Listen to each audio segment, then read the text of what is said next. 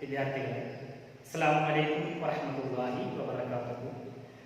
കഴിഞ്ഞ ക്ലാസ് എല്ലാവർക്കും മനസ്സിലായിട്ടുണ്ടാവും എന്ന് വിചാരിക്കുന്നു. ജുംലത്തുൽ മുഫീദയെ കുറിച്ചാണ് നമ്മൾ കഴിഞ്ഞ ക്ലാസ്സിൽ പറഞ്ഞത്. ഭൂരിഭാഗം ആളുകളും നമ്മൾ ചെയ്യാൻ പറഞ്ഞ വർക്ക് കൃത്യമായിട്ട് ചെയ്തിട്ടുണ്ട്. ഇനിയും ആ ഒരു ഉത്സാഹത്തോടെ ഈ ക്ലാസ്സിൽ നിങ്ങൾ ഇരിക്കുകയും ഇത് കേൾക്കുകയും പറയുന്ന വർക്കുകൾ കൃത്യമായിട്ട് ചെയ്യുകയും ചെയ്യണം. എങ്കിൽ മാത്രമേ നമ്മൾ ഉദ്ദേശിച്ച ഒരു ഫലം ഈ കിതാബ് പഠിക്കുന്നത് കൊണ്ട് നമുക്ക് ലഭ്യമാവുകയുള്ളൂ. നിങ്ങൾക്ക് എല്ലാവർക്കും എന്താണ് ജുംലത്തുൽ മുഫീദ എന്ന് ഒരു സെന്റൻസ് തന്നാൽ അത് ജുംലത്തുൽ മുഫീദയാണോ അല്ലേ എന്നുള്ളതും മനസ്സിലാക്കാൻ മാത്രം കഴിഞ്ഞ ക്ലാസ്സിൽ നിന്നും നിങ്ങൾക്ക് ഒരു അറിവ് ലഭ്യമായി ഉണ്ടാവും എന്ന് വിചാരിക്കുന്നു. ജുംലത്തുൽ മുഫീദ എന്ന് പറഞ്ഞാൽ പരസ്പരം സംസാരിക്കുന്നതിലേക്ക് കേൾക്കുന്ന ആൾക്ക് ഒരു ആശയം, പൂർണ്ണമായ ഒരു ആശയം ലഭ്യമാകുന്ന ഒരു കൂട്ടം പദങ്ങൾക്കാണ് ജുംലത്തുൽ മുഫീദ എന്ന് പറയുന്നത്. ജുംലത്തുൽ മുഫീദയിലെ രണ്ടോ അതിലധികമോ പദങ്ങൾ ഉണ്ടായിരിക്കുന്നതാണ്. ഈ രണ്ട് പോയിന്റാണ് കഴിഞ്ഞ ക്ലാസ്സിൽ നമ്മൾ പറഞ്ഞത്. ഒന്നാമത്തത്, പൂർണ്ണമായ ഒരു ആശയം ലഭ്യമാവുന്ന രീതിയിലുള്ള ഒരു കൂട്ടം പദങ്ങൾക്കാണ് ജുംലത്തുൽ മുഫീദ എന്ന് പറയുന്നത്. രണ്ടാമത്, ജുംലത്തുൽ മുഫീദയിലെ രണ്ടോ അതിലധികമോ പദങ്ങൾ ഉണ്ടായിരിക്കുന്നതാണ്. ആ ഉദാഹരണം നമുക്ക് ഒന്നുകൂടെ ശ്രദ്ധിക്കാം. ജുംലത്തുൽ മുഫീദ: അൽ ബുസ്താനു ജമീൽ, ഷമ്മ തോലി, അശംസു തോലിയാകും, ഷമ്മ അലിയും വർദ്ധൻ. ഈ മൂന്ന് ഉദാഹരണങ്ങൾ നമുക്ക് ഒന്നുകൂടി നോക്കാം. അൽ ബുസ്താനു എന്ന് മാത്രം പറയുകയാണെങ്കിൽ അത് പരിപൂർണമായ ആശയം നമുക്ക് അതിൽ നിന്ന് ലഭ്യമാകുന്നില്ല. ഒരു സിംഗിൾ വേർഡിന്റെ ഒരു അർത്ഥം മാത്രമേ അതിൽ നിന്ന് ലഭ്യമാകുന്നുള്ളൂ. നമുക്ക് എന്തെങ്കിലും ഒരു പ്രയോജനം ലഭിക്കുന്ന ഒരു ആശയം നമുക്ക് അതിൽ നിന്നും ലഭ്യമാകുന്നില്ല എന്നുള്ളത് കൊണ്ട് അത് ബുസ്താനു എന്ന് മാത്രം പറയുമ്പോൾ അത് ജുംലത്തുൽ മുഫീദയാവില്ല എന്നാണ് കഴിഞ്ഞ ക്ലാസ്സിൽ നമ്മൾ പറഞ്ഞത്. അൽ ബുസ്താനു ജമീലുൻ എന്ന് പറയുന്ന ആ തർക്കീബ് ഉണ്ടാകുമ്പോൾ, ആ കൂടിച്ചേരുന്ന ആ ഘടനയാണ്, ഘടന സംഭവിക്കുമ്പോൾ ജുംലത്തുൽ മുഫീദ എന്ന് ആ സെന്റൻസിലേക്ക് നമ്മൾ പറയുന്നു. ഇതാണ് കഴിഞ്ഞ ക്ലാസ്സിൽ നമ്മൾ പറഞ്ഞത്. ഇനി നമുക്ക് അതിന്റെ ബാക്കി നമ്മൾ പറഞ്ഞ മലയാളത്തിൽ പറഞ്ഞ ഈ വിശദീകരണത്തിന്റെ അറബിയിലുള്ള വിശദീകരണമാണ് ഇനി പറയാൻ പോകുന്നത്. നിങ്ങൾ എല്ലാവരും കൃത്യമായിട്ട് അർത്ഥം പഠിക്കുക എന്നുള്ളതാണ് ഉദ്ദേശിക്കുന്നത്. ആ വിശദീകരണം നോക്കാം എല്ലാവരും. ഇദാ തഅമ്മൽന, നമ്മൾ ചിന്തിക്കുകയാണെങ്കിൽ, ഒന്നാമത്തെ ആ തർക്കീബിനെ, ആ കൂട്ടിയോജിപ്പിച്ചതിനെ അല്ലെങ്കിൽ ആ ഘടനയെ നമ്മൾ ചിന്തിക്കുകയാണെങ്കിൽ, വജദ്നാഹു, ആ ഒന്നാമത്തെ ആ തർക്കീബിനെ നമുക്ക് കണ്ടെത്താൻ സാധിക്കും. യതറക്കബു, അത് പരസ്പരം കൂട്ടിയോജിപ്പിച്ചിട്ടുണ്ട്. മിൻ കലിമത്തൈനി, രണ്ട് കലിമത്തിൽ നിന്ന് അത് പരസ്പരം കൂട്ടിയോജിപ്പിച്ചിട്ടുണ്ട്. ഇഹ്ദാഹുമ, അതിൽ നിന്ന് ഒന്ന് അൽ ബുസ്താനു, ബുസ്താനു എന്നുള്ളതാണ്. വസ്താനിയതു, രണ്ടാമത്തേത് അൽ ജമീലു, ജമീൽ എന്നുള്ളതാണ്. അപ്പൊ ആദ്യത്തെ ഉദാഹരണം നമ്മൾ പറഞ്ഞല്ലോ, അൽ ബുസ്താനു ജമീലുൻ. അൽ ബുസ്താനു ജമീലുൻ എന്നുള്ളതിലെ രണ്ട് കലിമത്തുകൾ കൂട്ടിയോജിപ്പിച്ചതായിട്ട് നമുക്ക് കണ്ടെത്താൻ സാധിക്കും. ഫഇദാ അഖദ്നാ അൽ കലിമത്തുൽ ഊല, ഒന്നാമത്തെ കലിമത്ത് മാത്രം നമ്മൾ എടുക്കുകയാണെങ്കിൽ, വഹ്ദഹ, അതിനെ മാത്രം, ഫഇദാ അഖദ്നാ, നമ്മൾ എടുക്കുകയാണെങ്കിൽ, അൽ കലിമത്തുൽ ഊല, ഒന്നാമത്തെ കലിമത്തിനെ നമ്മൾ എടുക്കുകയാണെങ്കിൽ, വഹ്ദഹ, അതിനെ മാത്രം നമ്മൾ എടുക്കുകയാണെങ്കിൽ, വഹിയ, ഏതാണത്? അൽ ബുസ്താൻ, അൽ ബുസ്താനു എന്നുള്ളതാണ്. അപ്പൊ അൽ ബുസ്താനു എന്നുള്ള ആ കലിമത്തിനെ മാത്രം നമ്മൾ എടുക്കുകയാണെങ്കിൽ, ലം നഫ്ഹം ഇല്ലാ മാനൽ മുഫ്രദ്, നമുക്ക് മനസ്സിലാവുകയില്ല. ലം നഫ്ഹം, നമുക്ക് മനസ്സിലാവുകയില്ല. ഇല്ലാ മാനൽ മുഫ്രദ്, ഒരു പദത്തിന്റെ ആശയമല്ലാതെ. മുഫ്രദ് ഒരു സിംഗിൾ വേർഡ്, ഒരു ഒറ്റ പദം, ഒറ്റ പദത്തിന്റെ ആശയമല്ലാതെ നമുക്ക് മനസ്സിലാവുകയില്ല.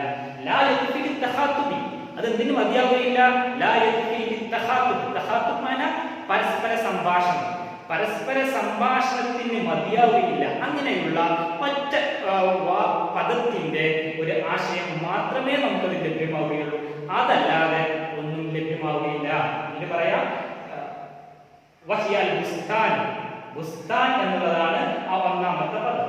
ലം നഫ്ഹം നമുക്ക് മനസ്സിലാവുകയില്ല ഇല്ലാ മാനൽ മുഫ്രദ്, ഒരു ഒറ്റ പദത്തിന്റെ ആശയമല്ലാതെ നമുക്ക് ഇതിൽ നിന്ന് മനസ്സിലാവുകയില്ല എന്ന് പറഞ്ഞാൽ ഒരൊറ്റ പദത്തിന്റെ ആശയം മാത്രമേ നമുക്ക് ഇതിൽ നിന്ന് മനസ്സിലാവുകയുള്ളൂ. ലാ യഖ്ഫി ലിത്തഖാത്തുബി, അത് പരസ്പര സംഭാഷണത്തിന് മതിയാവുകയില്ല. ഒരാളുടെ പൂന്തോട്ടം എന്ന് പറഞ്ഞാൽ അയാൾ ചോദിക്കും എന്ത് പൂന്തോട്ടം, എന്താണ് ഇതിനെക്കുറിച്ച് പറയേണ്ടത് എന്ന് ചോദിക്കും. അപ്പോൾ അത് പരസ്പര സംഭാഷണത്തിന് മതിയാവുകയില്ല എന്നുള്ളതാണ് പറഞ്ഞത്. വകദാലിക അൽ ഹാലു ഇദാ അഖദ്നാ അൽ കലിമത സാനിയ, വകദാലിക അൽ ഹാൽ, ഇത് തന്നെയാണ് അവസ്ഥ. ഹാൽ എന്ന് പറഞ്ഞാൽ അവസ്ഥ. ഇദാ അഖദ്ന നമ്മൾ എടുക്കുകയാണെങ്കിൽ അൽ കലിമത സാനിയ, രണ്ടാമത്തെ കലിമത്തിനെ നമ്മൾ എടുക്കുകയാണെങ്കിൽ ഇത് തന്നെയാണ് അവസ്ഥ. വഹ്ദഹ, അതിനെ മാത്രം നമ്മൾ എടുക്കുകയാണെങ്കിൽ വഹിയ അൽ ജമീൽ, എന്താണ് ജമീൽ എന്നുള്ളതാണ്. ജമീൽ എന്നുള്ള രണ്ടാമത്തെ പദത്തെ എടുക്കുകയാണെങ്കിൽ ഇത് തന്നെയാണ് അവസ്ഥ.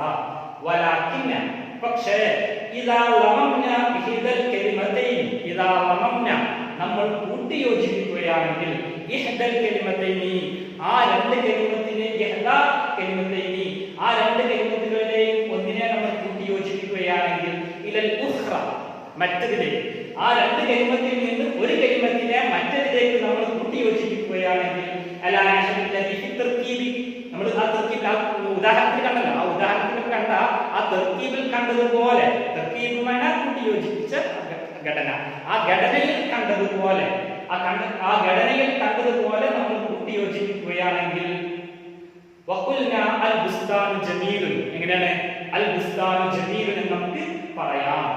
ഫഹിംനാ മാനൻ കാമിലൻ, ഒരു പൂർണ്ണമായ ഒരു ആശയം നമുക്ക് മനസ്സിലായി.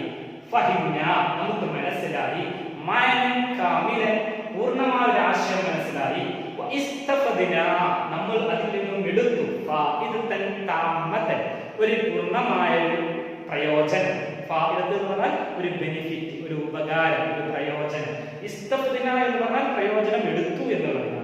ഇസ്തഫദ്ന ഫായിദത്തൻ എന്ന ഒറ്റ വാക്യം നമുക്ക് പറയാം, പ്രയോജനം എടുത്തു. താമതൻ, പൂർണ്ണമായ ഒരു പ്രയോജനം എടുത്തു. വഹിയ, അതെന്താണ്? ഇത്തിസാഫു അൽ ബുസ്താൻ ബിൽ ജമാൽ, പൂന്തോട്ടത്തെ ജമാൽ എന്ന് പറയുന്ന ആ പദം, ഭംഗി, ഭംഗി എന്നുള്ളത് കൊണ്ട് ഒരു ഒരു വിശേഷണം നൽകുകയാണ് ചെയ്തത്. വലിദാലിക യുസമ്മ ഹാദ തർകീബു ജുംലതൻ മുഫീദതൻ, വലിദാലിക യുസമ്മ ഹാദ തർകീബു ജുംലതൻ മുഫീദതൻ, അതുകൊണ്ട് ഈ തർകീബിനെ, ഈ ഘടനയെ നമുക്ക് എന്ത് പറയാം? ജുംലതൻ മുഫീദതൻ, ജുംലതൻ മുഫീദതൻ എന്ന് പറയാം. ഒന്നുകൂടെ പറയാം. ഇദാ തഅമ്മൽന അത്തർകീബൽ അവ്വല, ഒന്നാമത്തെ തർകീബിനെ കുറിച്ച് നമ്മൾ ചിന്തിക്കുകയാണെങ്കിൽ, തർകീബ് എന്ന് പറഞ്ഞാൽ പരസ്പരം കൂട്ടി യോജിപ്പിച്ച ആ ഘടനക്കാണ് തർകീബ് എന്ന് പറയുന്നത്. അപ്പൊ തർകീബ് എന്നായി നമ്മൾ പറയുള്ളൂ കേട്ടോ, മനസ്സിലാക്കണം. തർകീബ് എന്ന് പറഞ്ഞാൽ ആ കൂട്ടി യോജിപ്പിച്ച ഘടന. ഇദാ തഅമ്മൽന അത്തർകീബൽ അവ്വല, ഒന്നാമത്തെ ആ തർകീബിനെ നമ്മൾ ചിന്തിക്കുകയാണെങ്കിൽ വജദ്നാഹു, നമുക്കതിനെ കാണാൻ സാധിക്കും. യതറക്കബ്, അത് പരസ്പരം കൂട്ടി യോജിപ്പിച്ചിട്ടുണ്ട്. മിൻ കലിമത്തൈനി, രണ്ട് കലിമത്തിൽ നിന്ന്. ഇഹ്ദാഹുമാ അൽ ബുസ്താൻ, ഒന്നാമത്തേത് ബുസ്താൻ എന്നുള്ളതാണ്. വസ്താനിയതു ജമീൽ, രണ്ടാമത്തേത് ജമീൽ എന്നുള്ളതാണ്. വഇദാ അഖദ്നാ കലിമത്തുൽ ഊല വഹ്ദഹ, ആ ഒരൊറ്റ കലിമത്തിനെ മാത്രം നമ്മൾ എടുക്കുകയാണെങ്കിൽ, വഇദാ അഖദ്നാ നമ്മൾ എടുക്കുകയാണെങ്കിൽ അൽ കലിമത്തുൽ ഊല, ഒന്നാമത്തെ കലിമത്തിനെ നമ്മൾ എടുക്കുകയാണെങ്കിൽ വഹ്ദഹ, അതിനെ മാത്രം നമ്മൾ എടുക്കുകയാണെങ്കിൽ വഹിയ അൽ ബുസ്താൻ, ഏതാണത്? അൽ ബുസ്താൻ എന്ന് പറയുന്നതാണ്. ലം നഫ്ഹം ഇല്ലാ മാനൻ മുഫ്രദൻ ലാ യഖ്ഫി ലിത്തഖാതുബി, ലം നഫ്ഹം നമുക്ക് മനസ്സിലാവുകയില്ല ഇല്ലാ മാനൽ മുഫ്രദൻ, ഒരു സിംഗിൾ വേർഡിന്റെ ഒരു മീനിങ് അല്ലാതെ നമുക്ക് അതിൽ നിന്ന് മനസ്സിലാവുകയില്ല.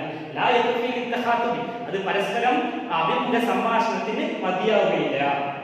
വകദാലിക അൽ ഹാൽ ഇദാ അഖദ്നാ അൽ കലിമത സാനിയത വഹ്ദഹ, വകദാലിക അൽ ഹാൽ, ഇത് തന്നെയാണ് അവസ്ഥ. ഇദാ അഖദ്ന നമ്മൾ എടുക്കുകയാണെങ്കിൽ അൽ കലിമത സാനിയ, രണ്ടാമത്തെ കലിമത്തിനെ നമ്മൾ എടുക്കുകയാണെങ്കിൽ വഹ്ദഹ, അതിനെ മാത്രം നമ്മൾ എടുക്കുകയാണെങ്കിൽ ഇത് തന്നെയാണ് അവസ്ഥ. വഹിയ ജമീൽ, എന്താ രണ്ടാമത്തെ കലിമത്ത്?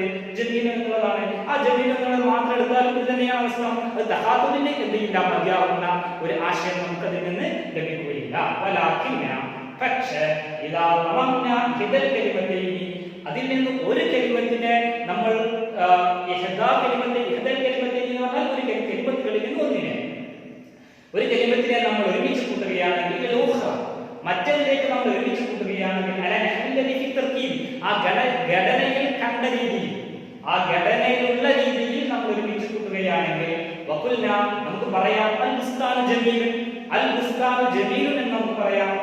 അപ്പൊ നമുക്ക് പൂർണ്ണമായ ഒരു ആശയം ലഭിക്കുന്നുണ്ട്. പൂർണ്ണമായ ഒരു പ്രയോജനം ആ വാക്കിൽ നിന്നും നമുക്ക് ലഭിക്കുന്നുണ്ട്. കാരണം എന്താണ് പ്രയോജനം? പൂന്തോട്ടം ഭംഗിയുള്ളതാണ് എന്നുള്ള ഒരു ആശയം, ആ ഒരു അറിവ് നമുക്ക് അതിൽ നിന്ന് ലഭിക്കുന്നുണ്ട്. ഒരു വിശേഷണം നൽകലാണ് അൽ ബുസ്താൻ, ബുസ്താനിക്ക് ബിൽ ജമാലി, ജമാൽ എന്നുള്ളതുകൊണ്ട്, ജമാൽ എന്നുള്ള വാക്കുകൊണ്ട് ബുസ്താനിക്ക് ഒരു വിശേഷണം നൽകലാണ് അത്. ഈ തർക്കീബിലേക്ക്, ഈ ഘടനയ്ക്ക് എന്താ പറയാ? ജുംലത്തൻ മുഫീദത്തൻ, ജുംലത്തൻ മുഫീദ എന്ന് പറയുന്നു. വകുല്ലു വാഹിദത്തിൻ മിനൽ കലിമതൈൻ, ഈ രണ്ട് കലിമത്തിലെ എല്ലാം ഓരോന്നും തുഅദ്ദു ജുസ്അൻ, ഒരു ജുസ്ആയി, ഒരു പാർട്ടായിട്ട് എണ്ണപ്പെടുന്നു. മിൻ ഹാദിഹിൽ ജുംല, ഈ ജുംലത്തുൽ മുഫീദയിലെ, ഈ സെന്റൻസിലെ ഓരോ പാർട്ടാണ്.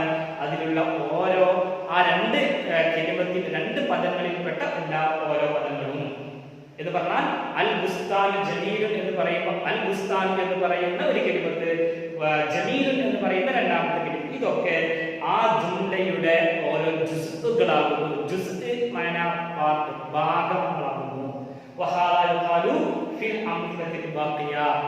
ബാക്കിയുള്ള ഉദാഹരണങ്ങളൊക്കെ ഇങ്ങനെ തന്നെ പറയപ്പെടുന്നു. മനസ്സിലായല്ലോ? അശ്ശംസു ത്വാലിഉൻ എന്നെടുത്താൽ, അശ്ശംസു എന്ന് മാത്രം നമുക്ക് എടുത്താൽ ജുംലത്തുൽ മുഫീദയാവുകയില്ല. അശ്ശംസു ത്വാലിഉൻ എന്ന് പറയുന്നത് ഇദാ റമംന ഇഹദൽ കലിമതൈൻ ഇലൽ ഉഖ്റ, മറ്റതിലേക്ക് നമ്മൾ കൂട്ടിച്ചേർത്താൽ നമുക്കൊരു എന്തെയും ഒരു പരിപൂർണമായ ഒരു ആശയം നമുക്ക് ലഭിക്കുന്നു. ഇത് തന്നെയാണ് എല്ലാ ഉദാഹരണങ്ങളും. നിങ്ങൾക്ക് മനസ്സിലായിട്ടുണ്ടാവുമെന്ന് വിചാരിക്കുന്നു. നമ്മൾ ഇന്നലെ പറഞ്ഞ ക്ലാസ്സിന്റെ നേരെ അറബി പദങ്ങളാണ് ഇപ്പോൾ നമ്മൾ പഠിച്ചത്, പറയുന്നത്.